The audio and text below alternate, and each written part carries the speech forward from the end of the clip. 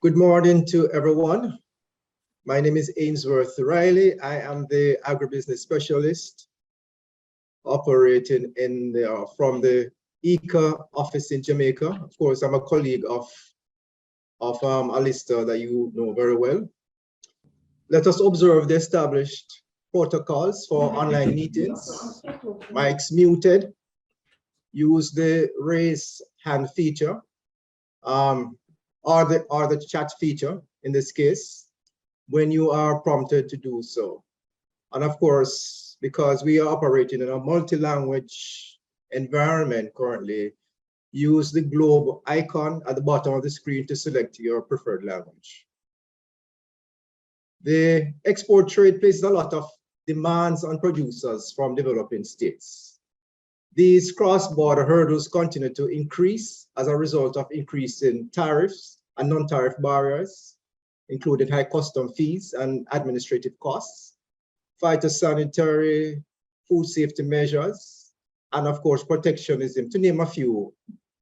Regional producers, despite the odds, must position themselves to tap into the opportunities that the global export trade presents. Our participation in this session today and other technical assistance programs provided by national and regional international trading blocs, coordinated through partners such as the EU, COLEACP, IICA, and CARICOM, will improve our knowledge of the inner workings of global markets and reposition us as SMEs to overcome many of the cross-border barriers mentioned earlier. Today, we are grateful to the European Union, the Europe, Africa, Caribbean, Pacific Liaison Committee, otherwise known as COLEACP, through its FFM SPS and FFM Plus program, and IICA for facilitating the Caribbean Agrifood Business Series. Now we are at number 6. The title of today's session is High-End Market Opportunities for Caribbean Agri-Food Products. The session will feature successful entrepreneurs and exporters and buyers who will hear, and we will hear from regional and international buyers. We are expecting that this session will allow our regional producers, our SMEs, to learn from the experiences of other value chain actors, and of course, strengthen their existing networks and linkages with the hope of increasing their capacity to expand their operations and take greater advantage of market opportunities. So welcome to our guests, representing the partner organization mentioned earlier. And a special welcome, of course, to all of our participants online. At this time, we receive greetings, 2 greetings. The first one will be presented by the Director General of the COLEACP, Mr. Jeremy Knobs. The floor is over to you now, Mr. Knobs. Thank you, Ainsworth. Good morning, good afternoon, good evening from wherever you are, and welcome to this 6th Caribbean Agri-Food Business Series that we're co-organizing with IICA. Just a couple of quick words on COLEACP for those of you who don't know us. So we're a private sector, not-for-profit association, regrouping agri-food companies from the European, African, Caribbean, Pacific regions. Our association's main purpose is to facilitate and implement all actions aimed at enabling the agricultural and more specifically horticultural sector at better contributing to the achievement of the Sustainable Development Goals. Our vision, in order to be able to conduct this mission and achieve this purpose, is encapsulated by 2 words: growing people, meaning thereby that all the activities that we'll be conducting have as common denominator the focus on the human capital, on skills, competencies, knowledge, information. We believe that the needed change in the agri-food system will happen and will take place thanks to the people who are directly involved in it. Now, globally, the series that we've been co-organizing now with IICA for a couple of months, well, they focus really on showcasing successful Caribbean companies in accessing local, regional, and international markets, sharing that their innovations, some of their challenges, but also some opportunities, and sharing these stories with the global audience. This partnership with IICA is really aimed through our complementary activities at scaling up the support we can be providing to agri-food operators and horticulture in particular in the Caribbean region. In our case, through, as Ainsworth mentioned during his introduction, two currently active programs in the region, the Fit for Market SPS, which is in its final phase, but more importantly, through the Fit for Market Plus programs, both funded by the European Union and the Organization of African, Caribbean, Pacific States. Now, the Fit for Market Plus program, which we've just launched, and a couple of 2 months ago, we had a specific digital launch event for the Caribbean region, and it will be followed up by missions in the region, has been specifically designed to mitigate the negative impacts of the COVID-19 pandemic by strengthening the sustainability of the horticultural sector, in addressing some of the production and market access challenges for MSMEs, but also in identifying and supporting the leveraging and seizing of new market opportunities. And hence, this is really the context from our end of today's session. Now, on a side note, since it's a launch phase of a program, of course, I strongly encourage all of you who could be interested in collaborating with us on this program to already send your applications for support. Some references, links will be shared within the chat. I would like to thank, of course, all panelists who are taking the time, who are available to be with us today. Of course, especially pleased also to be able to welcome our newly appointed board member, Gorete PINTO, from the company Lilo Fruits by Capexo, which is a French importer of fruit and veg products from all over the world, amongst which from the Caribbean. Without taking much more of your time, of course, thank you to all participants in today's session, which I hope, of course, will live up to expectations. We're there, and the entire team, both teams from IICA and COLEACP, to answer all your questions during and after the session. And yes, I wish everybody a wonderful session. I'll be looking forward to, of course, hearing the stories, learning, and seeing also the feedback and reactions from the audience. Thank you. Back to you, Ainsworth. Okay, thank you very much, Mr. KNOPS. And our second greeting will come to us from Mr. Allister Reynold GLEAN, IICA's representative in the Barbados delegation, technical specialist for international trade and regional integration program. Mr. GLEAN. Thank you, Ainsworth.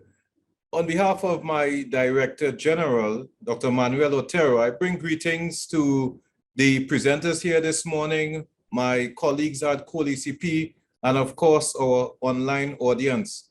It's indeed a pleasure to participate in this session. We have been working really hard with the team at COLEACP, Isolina, Axel, and the others, and of course with the IICA team, Ainsworth, Chantel, Tiffany, a host of persons who have been contributing to making this activity possible. We see this as a critical intervention to address the access to high-end markets. And generally, when we talk about the high-end markets, we're talking about these quality markets, these markets where we are looking at quality items, and when we speak to quality, we're talking about taste, we're talking about appearance, we're talking about health issues. We want to ensure that we recognize the opportunities to service these particular markets. And of course, for us in the region, we are trying to reduce our dependence on extra-regional imports. And we also note that a lot of these products that are in high-end markets, they are value-added. They are value-added items. And of course, consumers want to eat value-added items. So we believe that we want to showcase that there are opportunities in these high-end markets, there are opportunities to do value-added. And this webinar seeks to showcase these exporters who are servicing, who are supplying these high-end markets, who are doing value-added. And we believe that by showcasing what is taking place, then it encourages other exporters, other producers to try to tap into these opportunities. And by doing so, we can reduce our dependence on extra-regional imports. The region, the CARICOM region, is focused on reducing the regional import bill by 25% by 2025. It's a tall order, but quite feasible if all hands are on deck.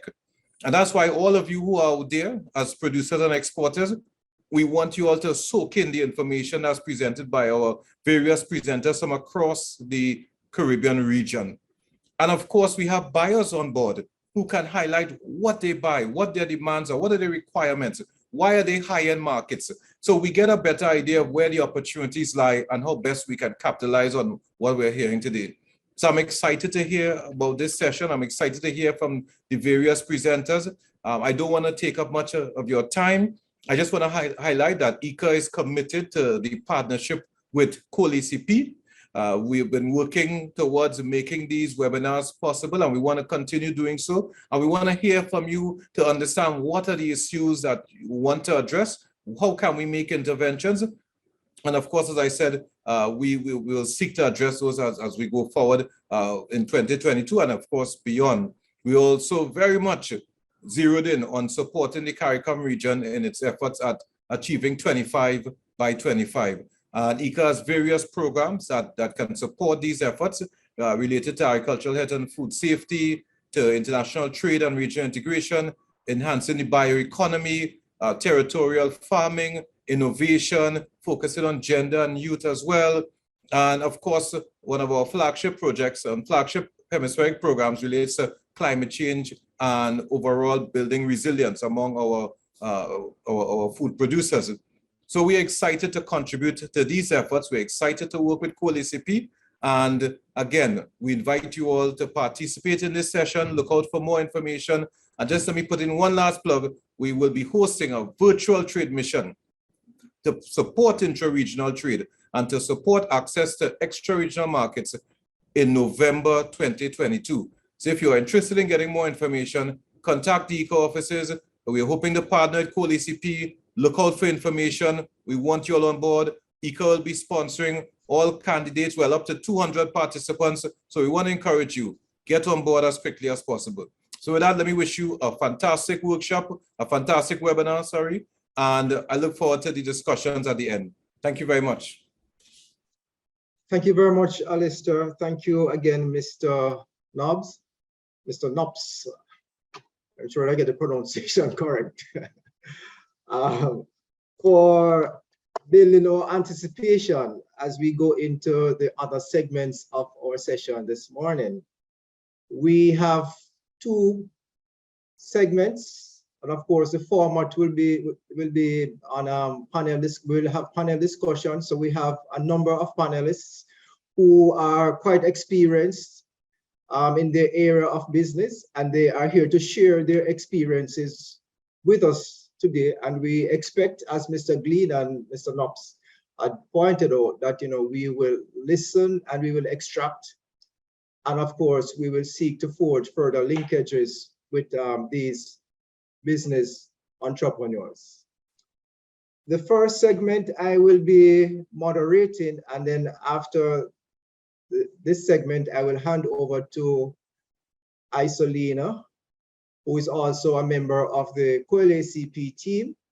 And of course, she will give you a better introduction of herself when we get back to her segment. For this first segment, we have 4 persons who will be sitting on the panel virtually. They are Umeeda SWITLO, Udo KARG, Elizabeth Montano, Dr. Polina. I hope I have the pronouncing names correct. And of course, the first presenter will be Umeeda SWITLO. Now, just in terms of the rules, remember, I don't think the raised hand feature is available. So you can place your comments in the chat, right? And we are monitoring the chat, so you can place your comments on the chat, in the chat panel. Additionally, in terms of, we'll also have a Q&A section at the last, after the last segment, right? So you can, if you have questions, if we're not able to put those in the chat, you can write down the questions so that when we come to the Q&A section, you can posit those questions to the panelists. All right, thank you very much. As I mentioned before, our first presenter is Umeeda SWITLO, who is the co-founder and CEO of Naledo, Belize. Mr. SWITLO has enjoyed a successful career as an entrepreneur, includes working with marine biologist, concert promoter, artist manager, executive director. She has served on numerous boards, focused on the environment, so she's laughing there, focusing on the environment, culture, and pluralism. She's a community activist with more than 25 years of marketing and event management experience in both the private and nonprofit sector. Just reiterating what was said earlier by Isolina, read the panelists, that we, in interest of time, that you try to make your presentations as tight as possible. Try to stick within the 10-minute slot that you are given. All right, thank you very much. So over to you, Ms. SWITLO. Hello, everybody from Naledo, Belize Limited in beautiful Belize. I'd like to start our presentation with introducing my daughter and myself, Narina SWITLO. She's an anthropologist. I'm a marine biologist and business person. I came to, next slide. I came to Belize 7 years ago, and here is a video about it. Is there sound? Welcome to beautiful Belize. Naledo is a social enterprise run by mother-daughter team Narina and Umeeda SWITLO. To make truly turmeric, we start with the highest quality, wild-crafted turmeric root, grown with zero agricultural inputs and sustainably harvested. We partner with hundreds of small-scale growers, empowering communities. We mix with all natural ingredients to seal in the goodness and make accessing the benefits of turmeric easy. Our team produces the best turmeric paste on earth while making a positive impact in our communities and environment. So go ahead and get creative. Add truly turmeric to smoothies, stir fries, soups, curries, and with each jar, you're making a real impact. Thank you very much. So we believe that there are two types of businesses in the world today, ones with purpose and impact, and the ones that won't survive. And those are mega corporations that are not looking at their impact on the environment and communities. Next. So we found out that 65% of consumers are looking for products that are more sustainable and socially responsible. They buy products from companies that are making a difference.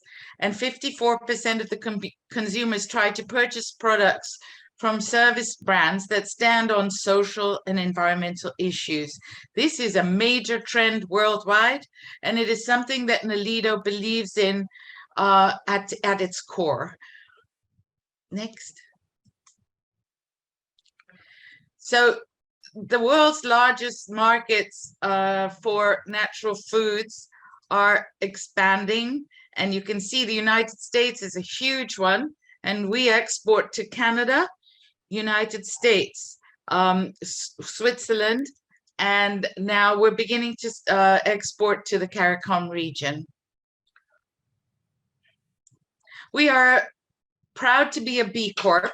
And this B Corp means an absolute commitment to the environment and the community we work in. So our supply chain is really very short. Farmer, Naledo, you. The traditional journey of spice auction houses where spices are mixed and with spice traders, importers and exporters, then the brand and you, what happens is the farmer suffers and does not get a fair price. So Naledo pays its growers 6 to 7 times the fair trade price. You will see farmers in India getting as low as 10 cents a pound. Ours farmers get $1.50 a pound. So sustainable sourcing, you know, when I first went to Belize and I was here with the government of Canada to advise the government of Belize on youth and enterprise, I went to Toledo to see what my peeps, I call them, Indians, the Indian diaspora, were doing. And I found that the Indians that had come to Belize 150 years ago had brought with them an alipay turmeric, and it had grown wild. And so no agricultural inputs, no watering, nothing. And this crop has 7.6% curcuminoids compared to a powder of 1.5%. Actually, compared to roots all over the world, our truly turmeric roots from Toledo are at 7.6%, highest in the world. So value. Next one. Our growers, as I said, get more than 6 times the fair trade price. They're treated like family. When they say thank you to me, oh, thank you so much, I managed to pay for my fees for my child, I go, are you serious? We're thanking you. So we have a really collaborative, wonderful working relationship with our growers, many of whom are women, many of whom are youth. Next. So this is our product, first in the world, truly turmeric, made from high-grade turmeric, coconut oil, all from Belize, black pepper, also grown here in Belize, and fresh squeezed lime juice. An amazing product that is really bioavailable. If you just have turmeric powder, you don't get much benefit from it. So we found a way of making a really bioavailable product. And all my aunties said that it made their curries taste much better. Next.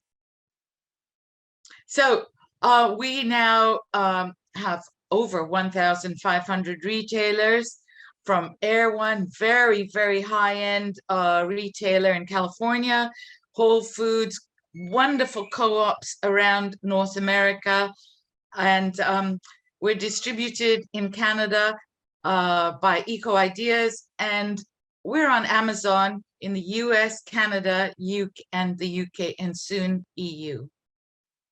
Next. We've been in the media a lot, and we're really thankful for that. And I think it's because our story is real, that we have a real interest in making a difference. We won an international award at Food Matters Live in 2020, best new product. That was really an intense process. But anyway, I encourage everybody. We're on Dragon's Den, and all 6 dragons wanted to invest in our company. So next. So if you have any questions, that's my email address. Narina is online. I want to just inspire you all to look in your own backyard. You will see something that you can do some value-added work with. Then make sure you start small and grow slowly, making sure that you try and get distribution in your own country.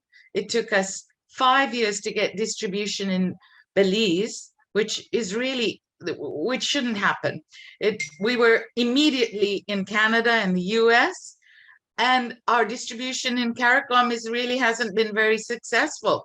We have one importer. Just we're sending turmeric powder to Jamaica to a wonderful company. But I think we need to look after our own territory, like was said. In CARICOM, we need to stop importing products from other parts of the world when it is produced here. So, ladies and gentlemen, please look in your own backyard. There are people that can support all of you that will, like IICA and other organizations. IICA is going to help us more with our food safety, labeling. Make sure your labeling is done really, really well. We only use glass bottles in our product because we're a B Corp. And we use locally, all our ingredients are local except sea salt. So thank you very much. And I hope you support Naledo and its products.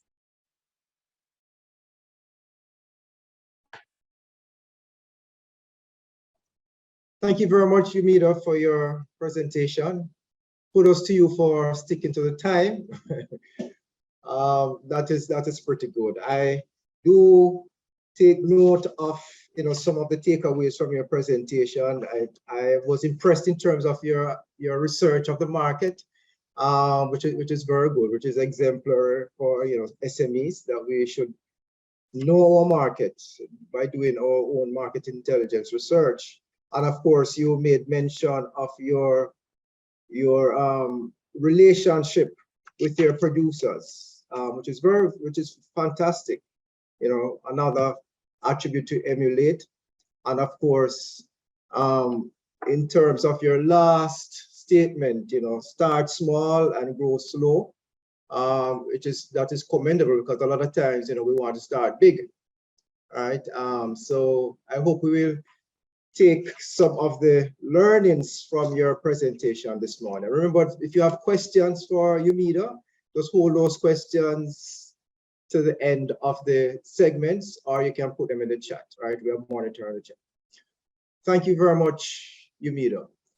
Our second presenter is Mr. Udo KARG. I don't know, I'm hoping that I'm pronouncing it correctly. Mr. KARG is the CEO of Suvveb, the president of the Suriname Seafood Association, and a recipient of the Rotary Vocational Excellence Award. At this time, Mr. Udo, I will open the floor to you. Thank you. Thank you. Good day to you all. Don't know which time zone you are. And my thanks also for the invitation, and hope I can give you a view of what we do. Suvveb is a company specialized in the processing and exporting of fish products that are caught in our waters and some in the open sea. We founded the company in October 10, 1990. And started small. Actually, main focus was the local market. But with the startup investment, we found out very fast that the equipment only to process the fish, if you want to do it more serious, cost you more than the local market can afford. So our main focus was have to move from the local market to export, and the availability of the funds was not so easy in Suriname. So, but by 1994, we as Suriname were get aware of the hazard rules that will be in place by 2000 from the EU. So we had no choice then go and borrow very expensive money if we wanted to continue our business. We were able to just finish our processing area in time in 2000. And by that time we had no funds to buy any kilo of fish. So we struggled at the beginning of the years. And by the December of 2000, Suriname took into act a law that complied to all the EU rules, and with the oversight health board of VKI. So we start from there, and at a certain moment we had to decide we're gonna buy fish, invest in that, borrow money and process and ship, or we're gonna be and find another way to keep the factory going. So our first priority became the second option. We started to process fish for other parties who were catching the fish, and we take care of the fish the moment the fish was landed to our factory and complied to all the HACCP and EU rules. By 2008, we were able to attract a tuna fishing company. We make a charter contract with them, so they start fishing for us. And since then, we are also processing and exporting fresh yellowfin tuna mainly. Our markets for that one are the States mainly, and lines goes to Europe. When we were hit, or before we were hit by growing the company, at a certain moment we were getting too small of area, and our partners which we were processing the fish for Marisa Fisheries also kept growing. So at a certain moment we decide to become partner boats together and set up a new company, which we did by 2018. And so we had to run Suvveb and Ocean Delight, and we also set up another company which takes care of the bycatch of the tuna fisheries, that is Roxu, together with a partner from we were able to attract from Panama. The growth that we had in our figures, I put it also there because which it's could see is how we will really get hit by the corona fever, or and that brought us very down for especially the past 2 years. It also forces us to start focusing more again on the local market, especially since Suriname is on the breakthrough for the gas and oil industry, which means that we got more expats working in Suriname. So we also start decide our own 40-some products.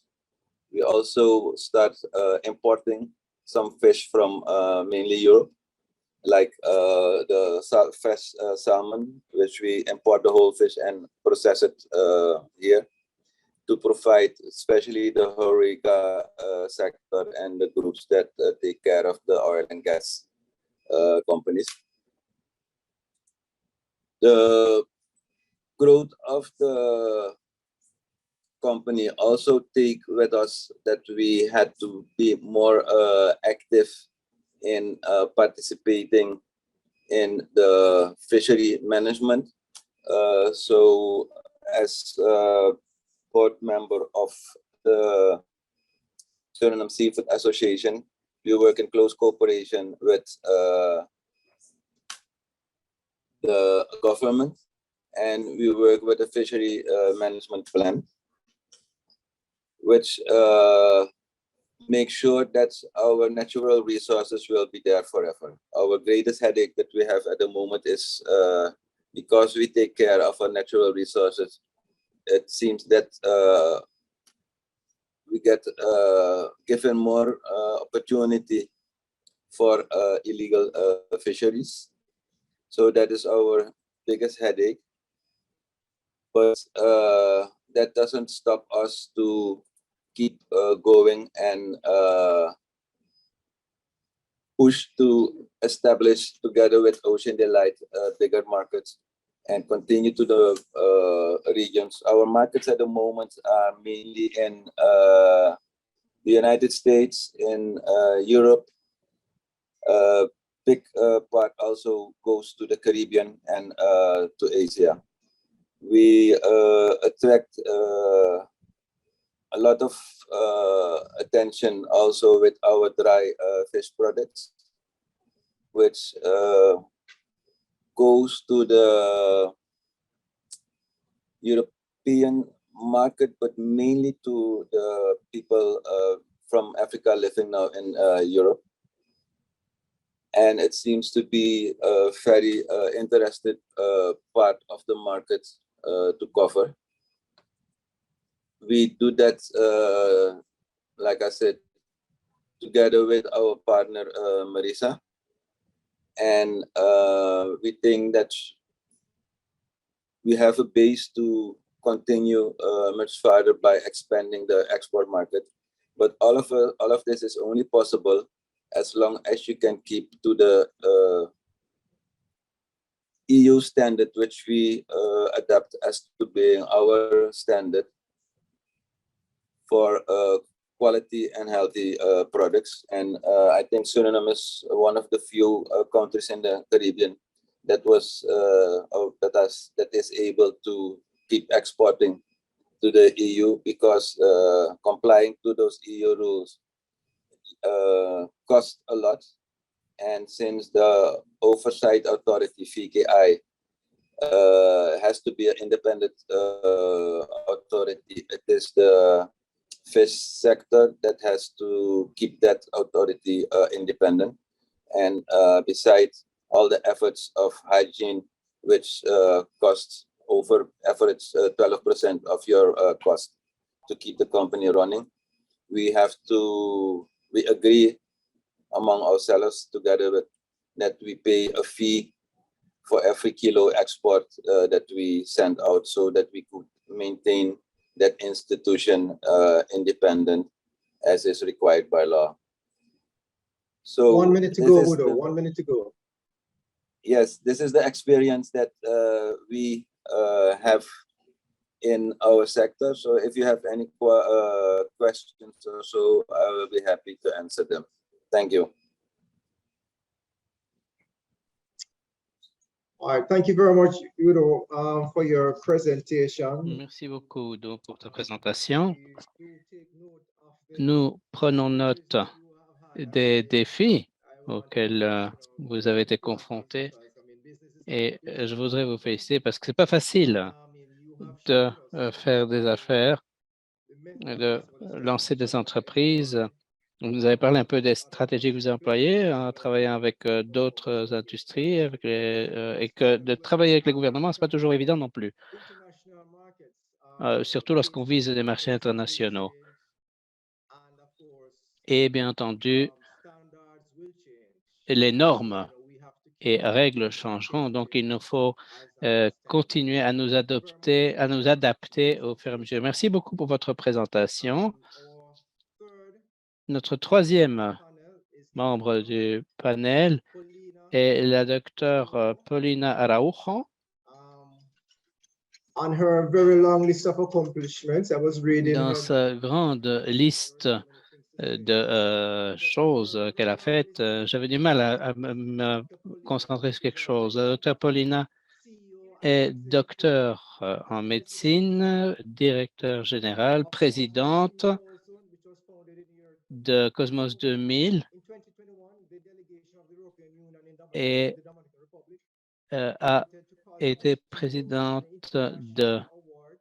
Elle a obtenu un prix international en catégorie de femmes exportatrices pour les réussites de sa société et les accords entre l'Union européenne et et la République dominicaine. Maintenant, je vais céder la parole à la docteure Polina ARAUJO.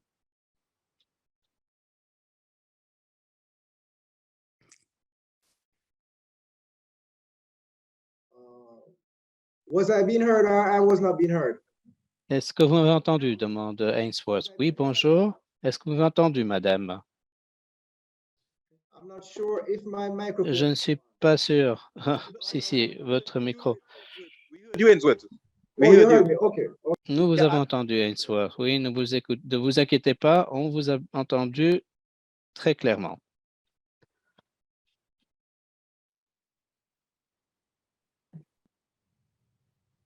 Doctora Polina, ¿puede hablar ya? ¿Puede hacer la presentación, por favor? Oui, Dr. Polina, you Madame, can start. Polina, You can do ou your Dr. Polina. presentation.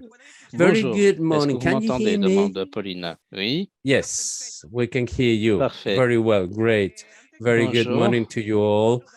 First Avant of all, I tout, je wanted to voudrais thank remercier the le COLEACP COLEACP and the et l'IICA IICA for de giving us me the donner opportunity l'occasion to take part in this d'intervenir webinar et d'être avec and vous share with you pour this cet very important important événement. event. Our company, Notre société, Cosmos Cosmos 2000 2000 International, International, was born in the year 2000. We est were né born because out of a à need, cause we d'une visited the nécessité. Nous island of avons St. visité l'île de St. Saint Martin, Martin. and we On were on faisait a du tourist tourisme trip. And when we et en visited the visitant islands, we went l'île to the et en visitant les supermarkets in the supermarchés, island, nous and nous we sommes rendus compte realized que dans ces that in that supermarchés, il n'y avait pas supermarket un there seul was not produit de la even République a dominicaine. product from the Dominican Republic, and that was something that caught our attention because we realized there was an opportunity in that market to place our Dominican Republic products. And it's very important for a company when you start out an activity to really have open eyes and realize what the opportunities are, where the chances are around you. So when we came back to the country, we got in touch with all the farmers and agri-food producers, and this is how we created the company. And then we came back to St. Martin with a concrete list of products. We visited the supermarkets, and we realized that we were accepted as preferred suppliers of these products. We started with the Oriental vegetables lines, the Asian products. We still have that. This is why we say that our company is purely Caribbean, because it was born in St. Martin, a beautiful island. And from St. Martin, we have customers in the island of Martinica. For this island, Martinica, we have a line of vegetable oil, coconut oil. The coconut oil product that we have in Martinica is a completely natural oil, which is pressed, cold pressed, and 100% pure coconut oil.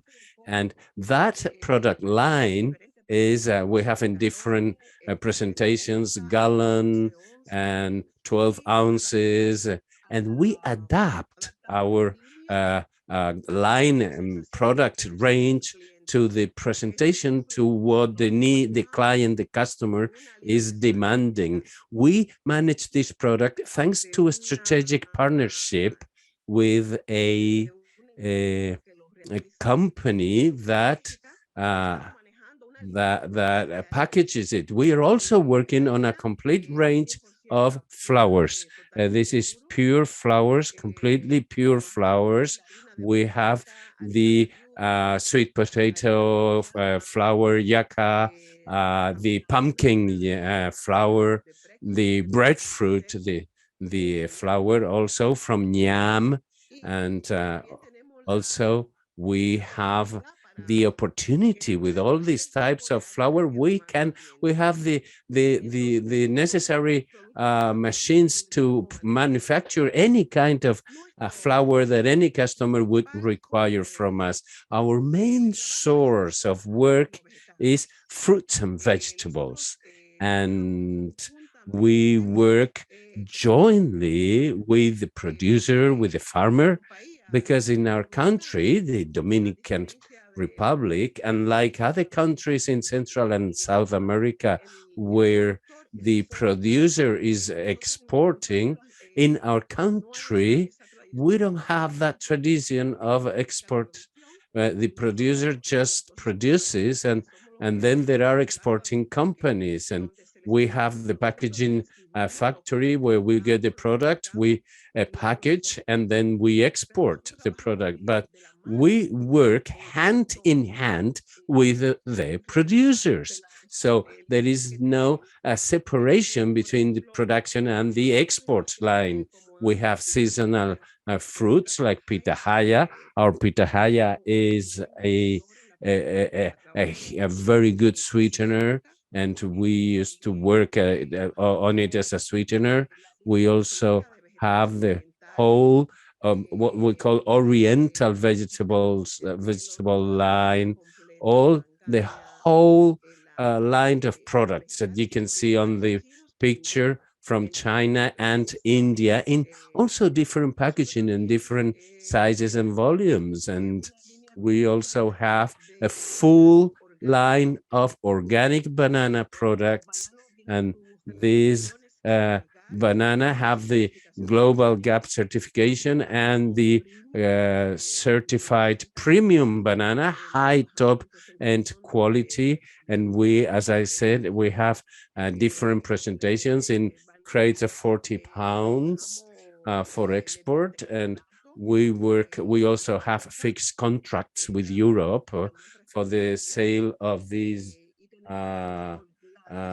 product. And we also have the availability of the banana through the contracts, and whatever the volume the customer needs, we can send you 2, 3, 4, 5 containers.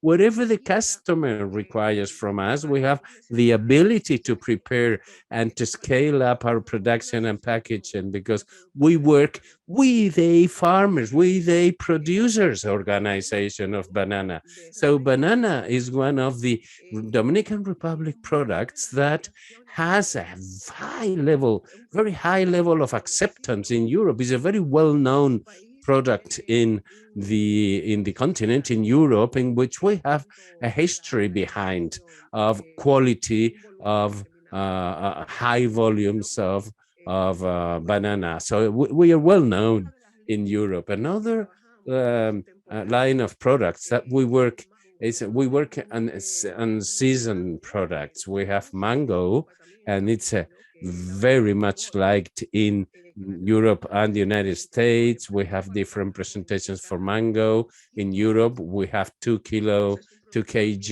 boxes or crates, and it's also a very high quality product. It's very well known, our Dominican Republic mango. And we also have pineapple, which is one of our products that is very well recognized in Europe, our Dominican Republic variety of pineapple.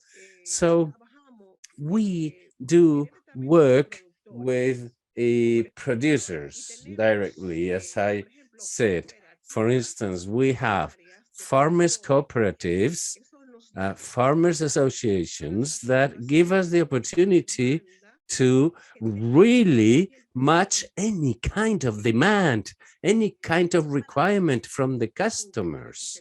So if a customer requires the production of a new product, we have this partnership with the farmers, and the farmers are ready to produce new products for a potential client who want a new product. Since we are a company which is based in the Caribbean, we are also having a shipping service which is very much consolidating now as a stable shipping company, because the Caribbean is a small area for export companies. Sometimes it is very difficult to sell a whole container of products. So since we have already a customer based in the Caribbean, we are also developing the consolidated shipping company to help the very small companies We are now reaching out to many different islands with containers in which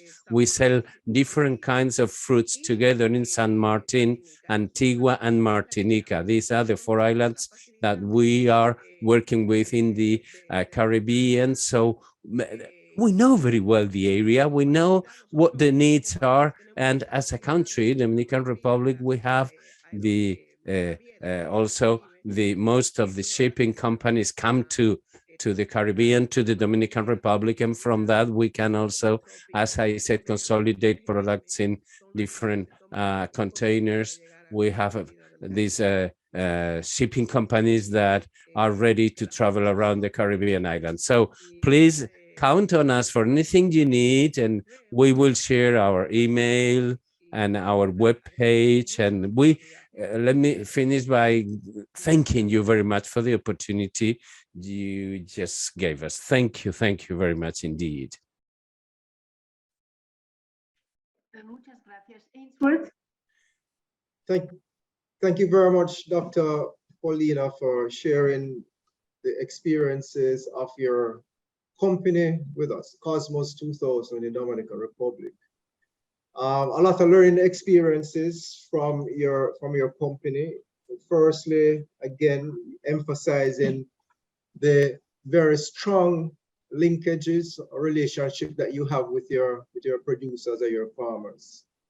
I think, again, that is also very commendable. One of the problems that we have in the Caribbean is because we have small producers, a lot of the commodities that we produce, we don't produce the quantity to actually fill a complete container. So I'm glad that you mentioned about the offering or the opportunity that you facilitate, lease container loads, or you facilitate the consolidation.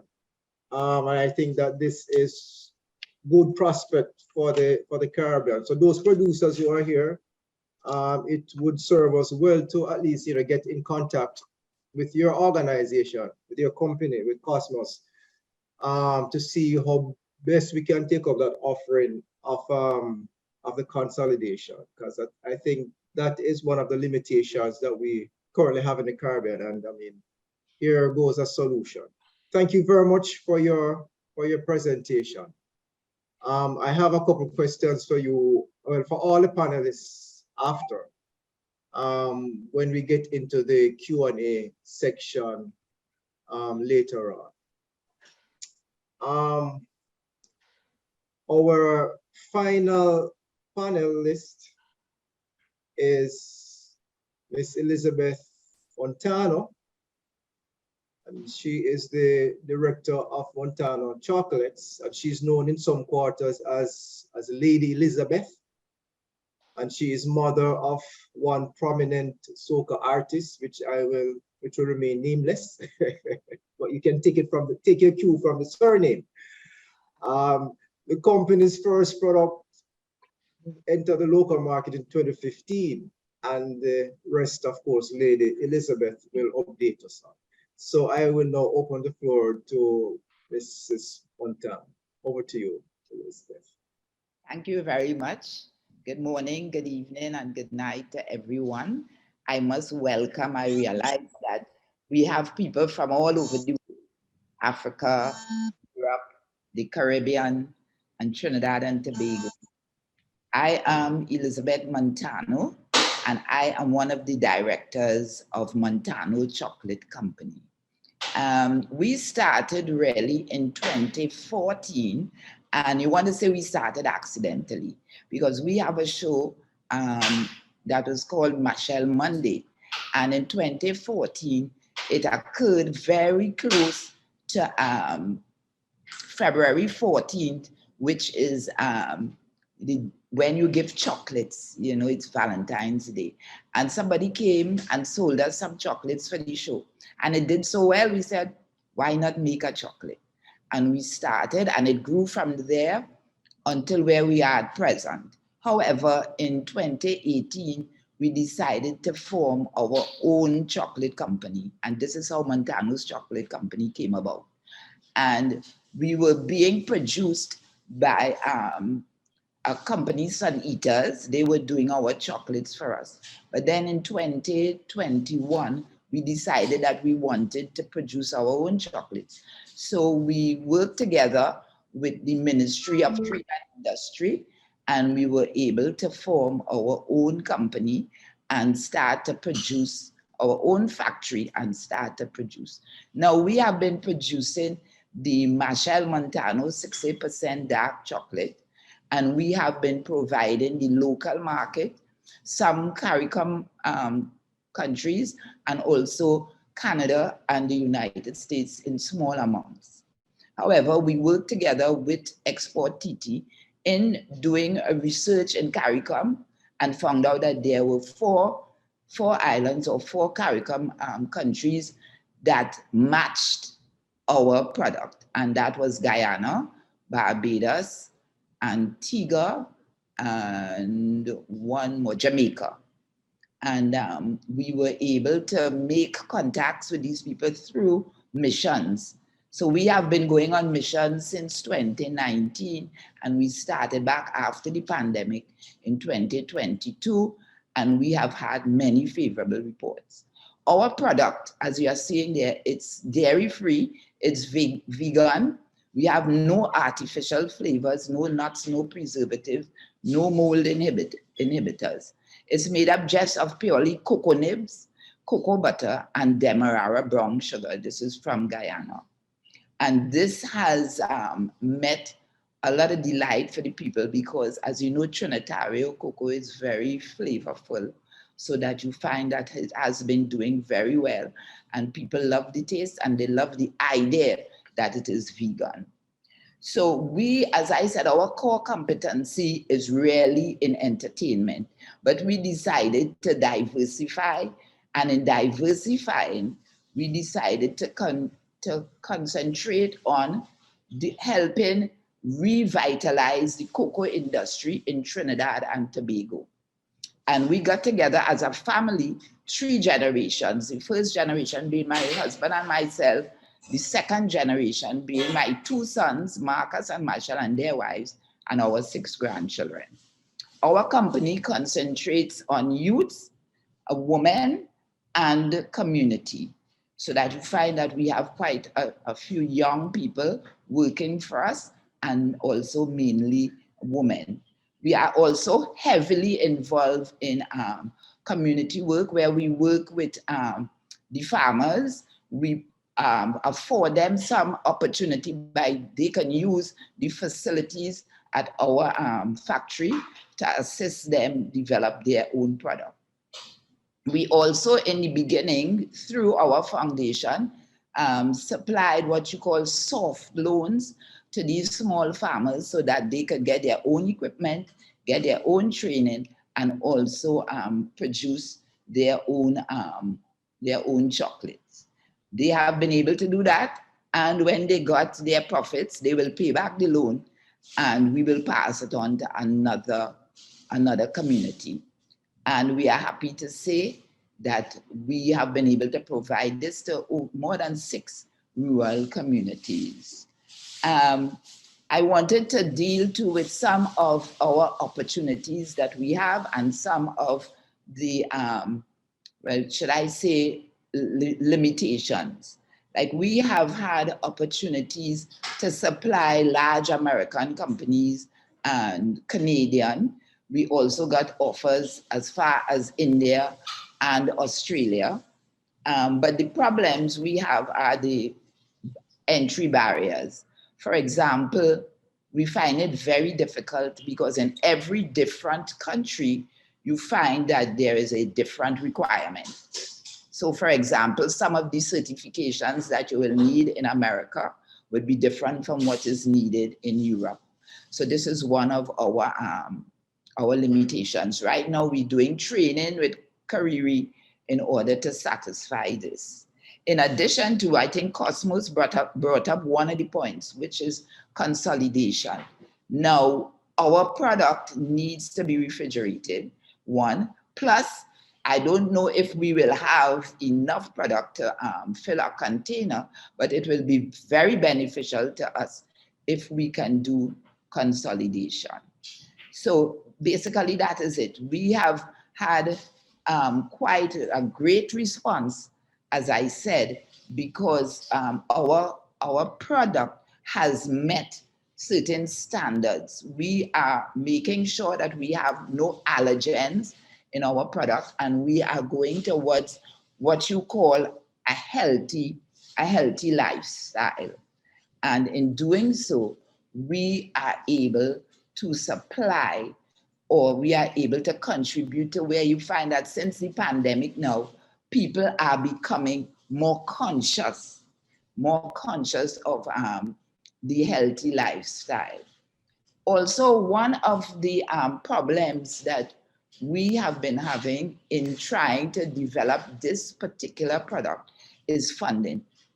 We have invested hundreds of thousands of dollars in equipment, and also in making sure that we go to these different, as I said, missions, and we have been getting, as I said, great results. But the funding to do these things have been limited. And I think that we have contributed in the sense that, let's say Export TT takes you to something like this, you will find that they will send one person. But when you go to pitch for your product, you really need, you have to have somebody who is going to man a booth. You will need somebody who's going to attend the webinars, or who is going to attend the workshops. And you also need somebody who will do the B2B meetings. So I think that it has been difficult in doing so, because it has been very, very, very costly. However, we are looking forward to developing our capacity. We are looking forward so that in building the capacity and in getting that reach, that we will be able to develop in terms financially, so that we could reach the markets. If not, we would like, if there are buyers out there, or if there are investors and they are interested in the Montano product, we will welcome such efforts. Because as we say, working towards that 25% by 2025, we are really, really interested, and we are really committed to assisting in developing or revitalizing the cocoa industry. Like, if you know, Trinidad and Tobago is mainly an oil-rich country, or supposed to be, but as the times develop, you find that it is now becoming a little strained in that area. So therefore, we need to diversify. We need to do that on a larger scale. And I think with the cocoa that we produce in Trinidad, the Trinitario cocoa, which is one of the most flavorful cocoa bean, that if we work hard enough and assist in bringing this back, at least it is going to help us to contribute to the national economy. We are also going to earn foreign exchange for our beloved nation. And one more thing, we are looking, as I watch at the people who are in here, we are also looking towards building a very strong CARICOM relationship with both the EU, the United States, or whatever. But we would like that the CARICOM nations could come together so that we could build a strong relationship, a collaboration, so that we can put our products together and get it out to the higher end markets in the world. That's it? Yes. All right, I'm finished. So as I say, we want to summarize, no problem. Yes. As I say, we look forward to any form of collaborations within CARICOM, within the EU, and within North America. I thank you very much. Thank you very much, Elizabeth, Lady Elizabeth, for your presentation. Just want to flag a couple of the points that you made. You spoke about your research in terms of your looking for the compatibility of your product with other products within the region. I thought that was, something to emulate. One of the key points as the agribusiness specialist when I talk to farmer organizations or, or SMEs in general. One of the key issues I raise is succession planning. And you have basically outlined to us a succession plan that you have in place, which again is commendable. And not many SMEs or even, high-end organizations have this in place. So that is very commendable. Of course, you have outlined the challenges of companies on this side of the globe in terms of, meeting the different varied standards that are out there based on the different countries that we are targeting. And this can become a challenge and it can be very expensive. We take note of that. And of course, you have emphasized the value of trade missions and in terms of, what is the best strategy to use and of course the costs. So thank you very much. I'm sure we'll have some questions for you and the other members of the panel from this first segment. So thanks again to all the panels of this first segment. Ms. Umeeda SWITLO, Mr. Udo KARG, Elizabeth Montano, Lady Elizabeth, and Dr. Polina for your presentations, for sharing your experiences with us. Remember always to check the chat because there are questions there and there's information sharing that is going on in the chat. So please always remember to check the chat. At this time, we will move to the second segment and I'm going to hand over to Miss Isolina BOTO. I had mentioned earlier that she's also a member of the COLEACP team. And of course, she's the head of networks and alliance at the COLEACP. So at this time, I will hand over to Isolina. Thank you, Ainsworth. Thank you, colleagues from IICA and colleagues from COLEACP who have helped to put that together. But thank you very much to the companies who have presented this morning. It's really a very, very interesting presentation across different value chains. Indeed, there is, as always, a very lively chat from all across the world. Don't forget to put, there are, for example, from Montano and others, where your products can be found in the region and elsewhere. Please answer those because it's people that could be interested to reach out, and there are some also business opportunities there.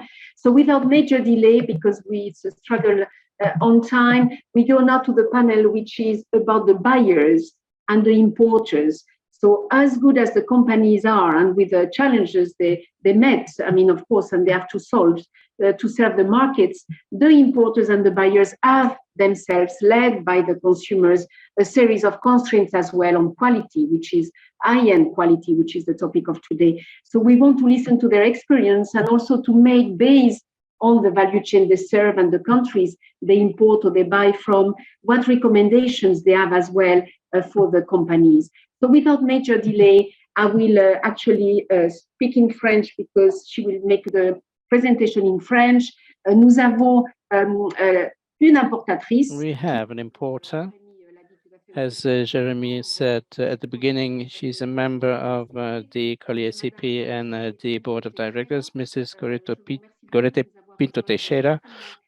I thank you very much for being with us today. I know you are very busy in your company, Capexo, based in France, a very high-level company importing and marketing vegetables and fruits coming from all over the world with very high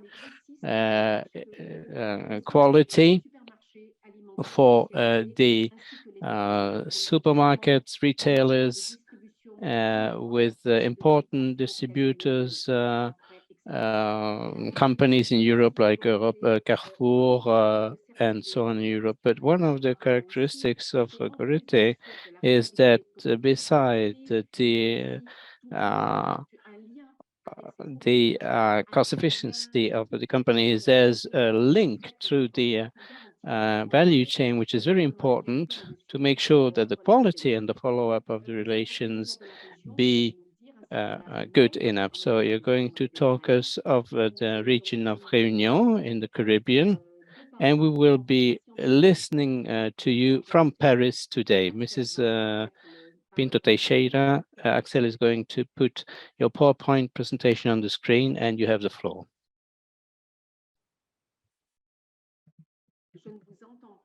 We can't hear you. No, it's okay. No, it's okay. Okay, thank you very much. Well, I will introduce myself. My name is Gorete Pinto Teixeira.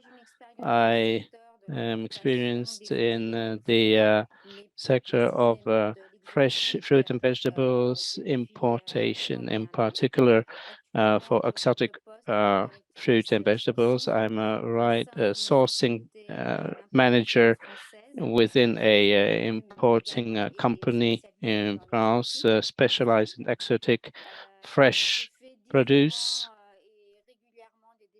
I travel very often abroad for my professional activity. I go to Brazil, Peru, Costa Rica for the Caribbean. I mainly go to the Dominican Republic, and all these this traveling allows me to have a deep insight on the production sites and the different products and the organization of the exporting countries. Within the framework of my work, I also represent my company in different fair trades like Food Logistica in Berlin. We also have the Food Attraction Trade Fair in Madrid and other trade fairs like in Hong Kong, in Lima for Expo Alimentaria, in the Dominican Republic, in Dominica. I also have collaborate with Airways and members of the KLCP. And Jeremy knows very well what I'm talking about when we went to Angola and Sierra Leone. These are quite interesting missions because to me as an importer, it's important to know what our clients are expecting. And during these missions, we can make a better idea, have a better idea of how production works, what the fruit look like, and give some indications, advice, and allow the producers or in association who manifest their interest to export. So all the advice that we can give is very interesting for them, and to us it also means having a good vision on how things are and to expand our vision. We like to have for the same product different origins because the soil is different and the cropping conditions are different, and we have a quite wide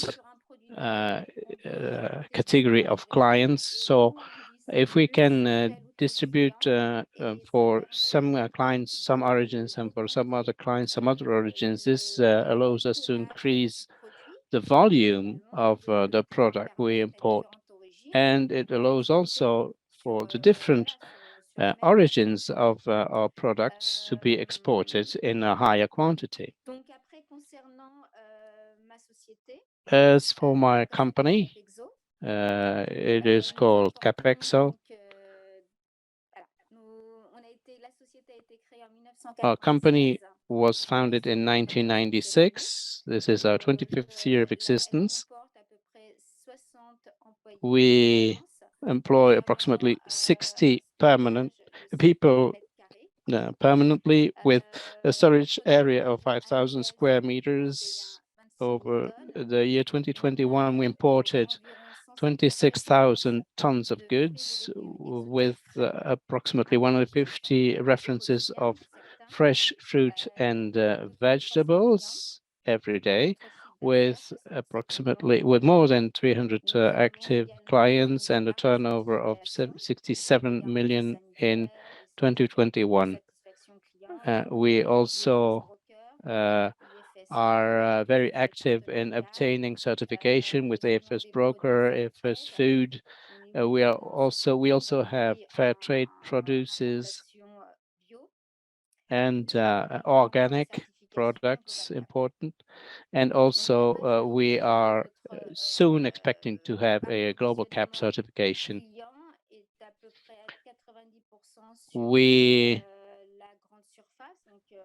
supply approximately 90% of the supermarkets and then the wholesalers at the ranges markets and in the region. We specialize in the import and the trade of exotic fruit and vegetables. Our company distributes mainly its products in France, and but we had the opportunity to export to Europe. We have one target in the Dominican Republic. As a matter of fact, I will be talking about it later on. We moved to the ranges market in early 2018 because we needed to increase our storage capacity.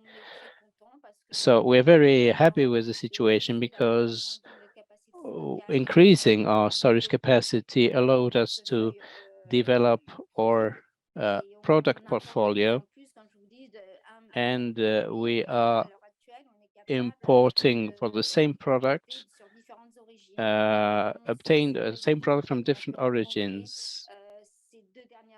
And over the last 2 years, because of the pandemic, we were quite happy to be able to import products not only from Malaysia, but also from Brazil, in the case of carambola.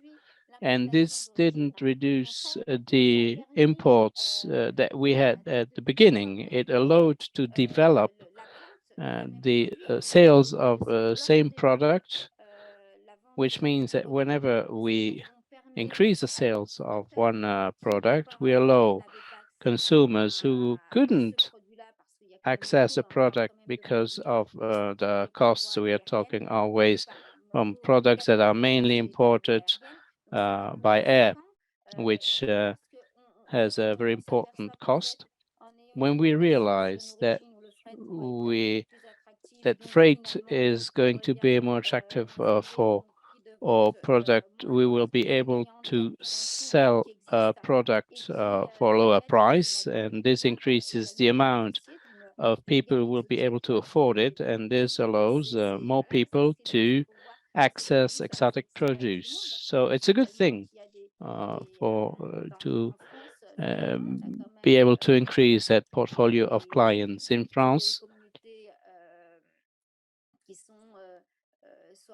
There are important Latin American communities or African communities or from the Caribbean, and some products are not accessible to them because of a high cost for the product. So developing products of the same kind from different origins, reducing costs, is a very positive outcome for us.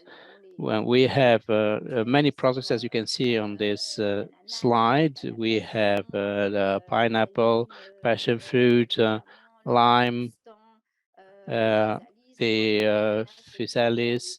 I'm talking about the pineapple. We have different varieties, of course, pitaya, pomegranate, turmeric. So as you can see, we are offering a very great variety of exotic products. We're the biggest supplier in France, and whoever comes to us knows that we can offer him a quite versatile basket of products. Here you can see our products. Grand Frais is a very important player in the French market, and they always defend products of high quality. We also have products where there's a high demand for them in Quebec, so we are always striving for quality. When we buy our products, we import our products because we want our suppliers to give us certifications And we also have Metro, Costco, which is a wholesale company in the United States. You have Monoprix, you have high-end products, Intermarché, Auchan, and you shouldn't forget about the wholesalers. Wholesalers are important in France because they will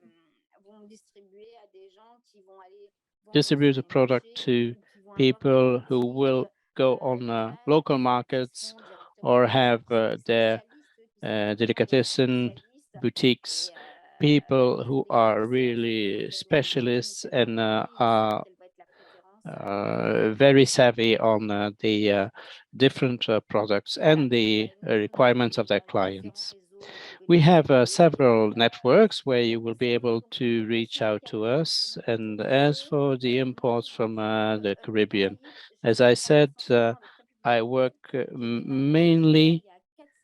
Well, I started 4 or 5 years ago. And I work mainly with the Dominican Republic. When I started traveling in that area, I would participate in different trade fairs like Alimentaria.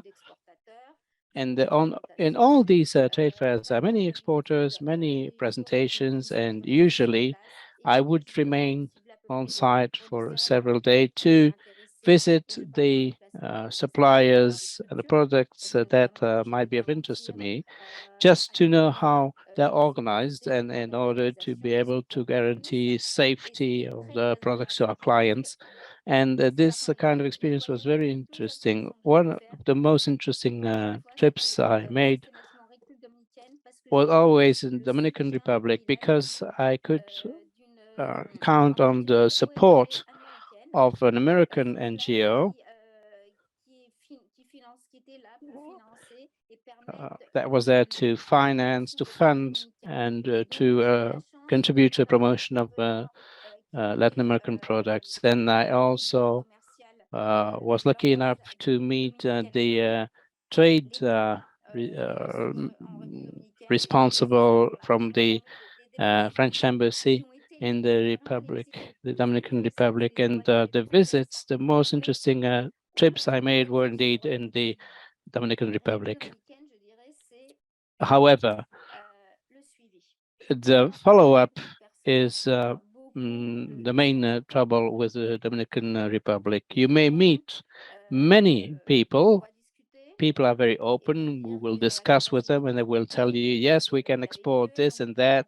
You have a discussion, you leave saying, okay, I found 2 or 3 exporters or producers that are ready to work with us. We told them that we are serious people. We give them all proof of our sound economy. And once I start working here, when I'm in France, I start running into trouble. I only had one positive experience, but for the rest, I was asked to participate to an event called Camarades Santo Domingo, where I was paid the plane ticket and the hotel, etc. But that's not exactly what I'm looking for. I was about to participate, but I need to get ready. So I told them first, there's one product for which I feel well, but we have a very important project for some kind of ananas that you are producing.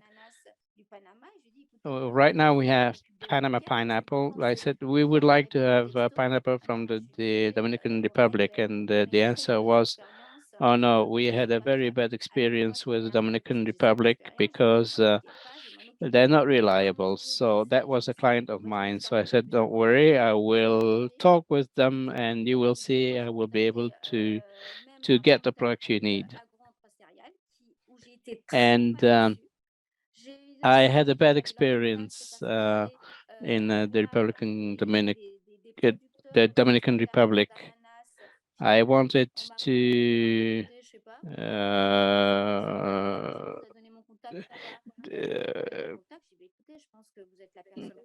I was told that I was talking to the right person. Gorete, I'm sorry, but our time is running out. But there are many people wanting to getting in touch with you from the Dominican Republic and Belize. But your main message is that you have to establish that trust relationship from the beginning. Well, in 1 minute, please.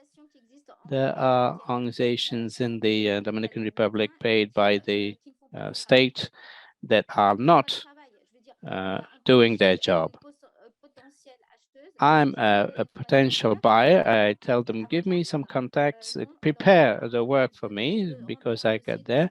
And then they tell me, no, please fill in this form, prepare this report. And then I can't really count on any true collaboration. I've been working a lot on this kind of products, and I have right now a supplier who satisfies me 100%. There's a season going from April to December with whom we imported 166 tons. Yes. Somebody who was receptive, somebody who understood what I was asking for, that our company was serious, that I needed quality and steady supply. This is what I'm looking for. And so I decided that I would put aside this request for pineapple from Dominica, because they are not helping the producers and they're not helping the importers. Mrs. Gorete, thank you very much. We'll come back on this, but you have already started debate with this key point. You would like to buy from the region, you and other very sound companies who are the most important importers from Europe. You want imports that are reliable, continuous. You really want a true partnership. We work in partnership with all our suppliers. And the people know that there will be a follow-up all the time. They have a product we need and we want to sell it. Well, I thank you very much for the presentation of your company, which is very impressive. Chat really got very hot asking you for connections, and you raised questions which would be very interesting for the debate. So we will get back to you later. Même partie qui nous reste. So without major delay now, if we can have Darian Charles from Kittitian Hill Hotel in St. Kitts and Nevis. That's another type of buyer, of course, which is a regional tourism and hotel industry, which is a very big, of course, player especially in such a touristic place as the Caribbean. So you will explain to us very quickly, that we still have time also for discussion, and Ms. Gorete has already indicated many of the challenges that need to be solved from the supplier part as well. Could you tell us what is your business model in the region, and how do you source your products for actually a lovely hotel you have there? Thank you very much, Darian. Thank you, Isolina. And you can just confirm for me that my screen is being shared presently? Yes, you screen it. Okay, Axel is taking care. Thank you. Oh, so I would not yes, be sharing. Go ahead. I am sharing? Share? Yes, I want to share, please. Yeah, it's you sharing. Okay, go ahead, Darian. Share your screen. Thank you. And I'll be mindful of the time as well. So I too wanted to start off my presentation with a quick video. Kittitian Hill is a sustainable luxury resort in the island of St. Kitts and Nevis. And our model is based on using the resources of the community. Unlike the typical resort model where we bring in international contractors and we import food, we have actually based our model on making sure that we leave the environment better than we met it.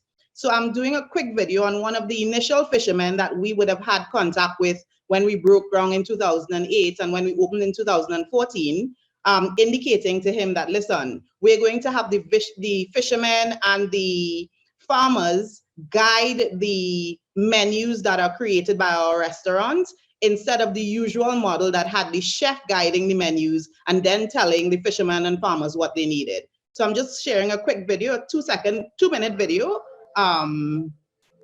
Just let me know. My name is Wilmot Solis, better known as Jules.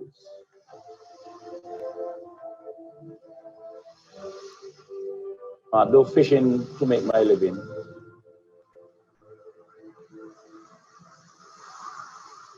Yes, so we going now, right?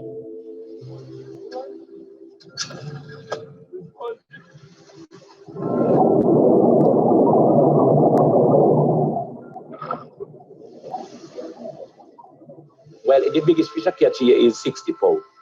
A kingfish. Yeah, man, that was a massive kingfish. I had the line wrapped around my hand. I had to stop the boat quick and give it slack. Yeah, man. It took me about 20 minutes to get me in the body boat. Reach the body boat, gone again. 60 pounds kingfish. Yeah, that was beautiful.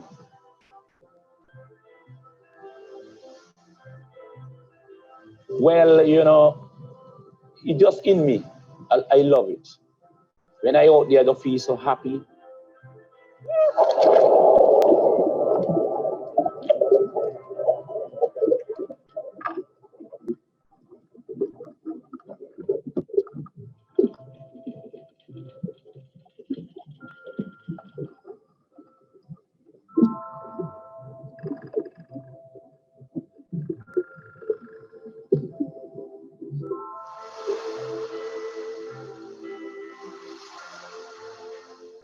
I love it. Just love to be honest.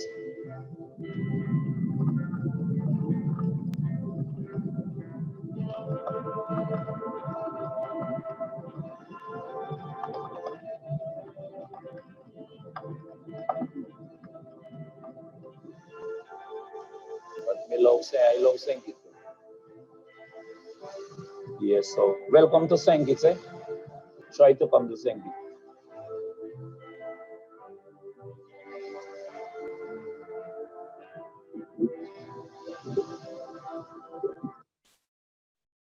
Okay, so Jules, like several other fishermen and farmers, are a number of people within the community that we would have engaged to fuel our philosophy of sustainable development. So one of the things that our model is based on is ensuring that the community is left better than we met it. So we would have had community engagement meetings with farmers and fishermen in the area who at the time would not have had such a large development in that side of the island. So this is known as the countryside of the island. And you had farmers and fishermen who would have been producing on a very small scale, now being asked, because there's an international development coming on their side of the island, to produce products and that are needed on a much larger scale than they were accustomed to. So one of the things that we did, we developed the Kittitian Hill Foundation because we understood that the level that we are asking the fishermen and the farmers and the producers to get up to was larger than what they expected. So we did some initial training with them. We actually have the Kittitian Hill Foundation would have invested in some of the equipment and some of the machinery of some of these local farmers to ensure that when they are producing, they could produce on the scale that we require to be able to meet the guest expectations. And one of the things that Dr. ARAUJO said that really struck with me is what every customer requires is what we deliver. So what our customers are, in fact, are high network individuals and guests who come to our hotel. Now, I use this quote here that says, one of our guests had said on one occasion, everyone wants to go on vacation, eat lots of food, and somehow come back slimmer and sexier. And the only way that we felt we could have translated that reality is to ensure that all the meals are done in a very sustainable and healthy manner. So we have a farm-to-table model that we take on at our hotel. All the fruits and vegetables we ascribe to deliver to our guests should be we ascribe to have them locally grown. Now, one of the things, one of my colleagues who's on here with me that highlighted to me, the sustainable model in many areas seems to be an ideal because in some aspects, you cannot get some of the things that the guests are asking you for. So some of the examples he gave me was things like salmon, things like proper cuts of steak, and then some of the organic wines. Those are things we are not getting on island. Now, we are in fact getting the local farmers, given that we have communicated our requests that we get from some of our guests. We have communicated that to some of the farmers, and they have started doing local wines. So you see a lot of innovation coming. You're seeing guava wines, you're seeing fruit wines, you're seeing mango wines, so that we let them know what opportunities are available for them to make money and see if they can innovate their products to meet those demands. Now, I decided to share a couple of our menus so that you can see how the power dynamics between the kitchen and the chef has now changed, where the farmer and the producers are actually more powerful in the hierarchy than the chef. So basically, we would be going down to the bay and asking them, what did you catch today? So they might be saying mahi mahi, and whatever fish they tell us they catch, because we want local and we want fresh. We would then craft our menus based on what the farmers and fishermen have told us. So instead of the chef saying, I'm cooking this today, the chef has to craft his menus based on what the fishermen and farmers are saying that they have. And then I go on to say how we transform the guest experience, trying to use local farmers and fishermen and producers. Typically, when you go into a hotel room, you often get cookies that say to you, hey, welcome to this hotel. We are glad to have you here. We have transformed that guest experience, and you're now having people coming into their hotel rooms with fresh fruit. So you have pineapples, so I'm actually showing you images of things that we prepared for guests when they get into their rooms. And you should see their responses. It's something like, oh my God, I expected cookies, but you're seeing fruits. And in this way, we are maintaining the chain of the demands for the fishermen and farmers, and also transforming the luxury sustainable experience of the hotel. We also have an edible golf course, so that when people are playing golf, now a lot of our guests visit the island and visit the resort to play golf. And our course was named the first edible golf course in the world, because you actually have fruit trees on the golf course, and you see people who are avid golf players stopping whilst playing golf to pick fruits. Then I went on to feature our Arthur's Cedar Fork restaurant, and the model for our seafood restaurant is very similar to our other restaurant, where we based the catches of the day and the menu on what the fishermen would have brought in for that day. So you can't predict sometimes what you would be getting when you go down to Arthur's until we are sure of what the fishermen and farmers have delivered to us. I don't know if it's me or I can't hear. Am I not being heard? Oh, well, I am hearing. I don't know. Yes, we can hear you, Darian. Go on, thank you. Okay, thank you. And then I'm now showing about our wellness experience. Now we have our wellness experience, which is a fruit. We have people get their spa experience with nature and with natural fauna. And then they have things like body washes that we make from guava, from lemongrass. We also innovate the usual products people expect to use when they go to a hotel. So you see a lot of the guests saying, listen, we've never used lemongrass as a means by which we can get body washes. Can you come up with more innovative things that we can take away when we leave our vacations? So we then inspire the local farmers to say, listen, come up with some products that you think the guests would like as a new fragrance that they can use to the hotel that will gain momentum or popularity with the guests. In terms of some of the challenges, obviously in St. Kitts, there's an issue with monkeys. And these pictures are actually taken on property. And a lot of the farmers are often are concerned about pests and their ability to grow at the rate and produce the volumes that the hotel requires. We know we have assisted some farmers in erecting fences and or using pesticides to be able to keep pests off, but that is one of the major concerns of a lot of farmers on island.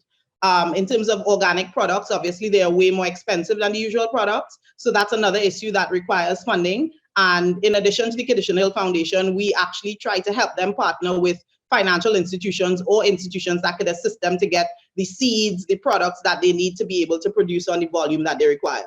The climate, obviously, we have such activities like mango foraging, breakfast on the greens, and because of the seasonality of some of these products, we would want to do certain activities, but we can't do it because they are not available. So to be able to get access to certain fruits and products out of season is one of those things that we also require.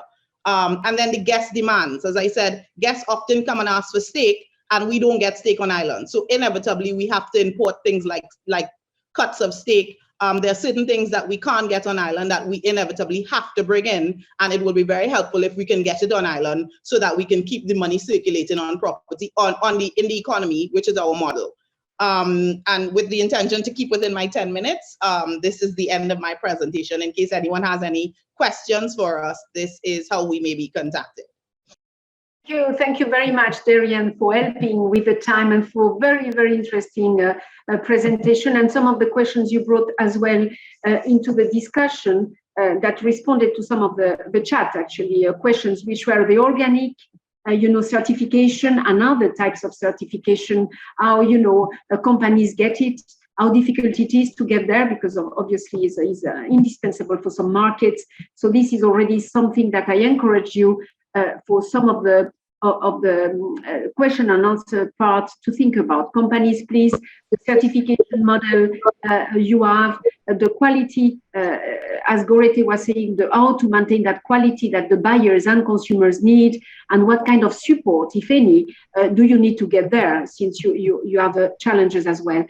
Our last speaker now that we brought into this panel, because she is from the producer side, Teresa Marie Shaw is the founder of the Grenada Network of Rural Women Producers, GrainDrop, in Grenada, which is part of a Caribbean wider network of rural women producers. And you would have yourselves seen today that we have also many women-led companies. It's always very encouraging, as well as it's a very difficult sector that they have made it through. So Teresa has a background in the Ministry of Agriculture of her country, but since 2000 she has established GrainDrop. So the rural Axel will share the full biodata. But Teresa, what is of interest to us today is that you serve now also big hotels, big chains like Sandals and others, which are very, very known and a very high level in the Caribbean.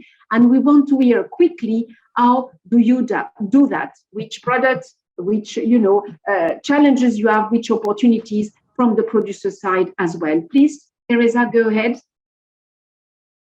If you can hear me. Yes, I can hear you. Go ahead with the video. And welcome. Axel has put already your PowerPoint. Please, Teresa. Okay, good day to everyone. My name is Teresa Marisho. I'm a retired agricultural officer, full-time farmer, and the president of the Grenada Network of Rural Women Producers, known as GrainDrop. We are the Grenada chapter of the Caribbean Network of Rural Women Producers, named KNOPS. As you see, in Grenada, our organization is located in Las Vegas in St. David's. GrainDrop was born out of a survey that was done some years ago with IICA, and it was found that the farmers in Grenada were complaining that women are the farmers and the men were getting all the assistance. And so IICA was given the mandate to do a survey on the agricultural sector in Grenada to determine whether women are the men that are really the farmers. After the survey and analyzed, it was determined that the female farm ladies are really the main farmers in Grenada. Hence, GrainDrop was born, and it started under Mr. Cosmos Joseph, deceased now. He was the coordinator of IICA in Grenada at that time, and he was the one that really helped and started the GrainDrop and enabled us to where we are today. So we are the Grenada Network of Rural Women Producers, as I said, and we are the affiliate of the Caribbean Network of Rural Women. We were formed in 2002. We are a non-profit organization. We are 80% women, 20% youth, but presently we have men in our organization for the last 2 years because of the program that we are doing. We had to, in order to meet our mandate, we had to incorporate some women. Our members consist of farmers, agro-processors, and catering. We have some people that do organic catering in our organization. So we have 3 groups of women. We assisted our farmers through training, culture exchange, and we also assist them in developing their farm.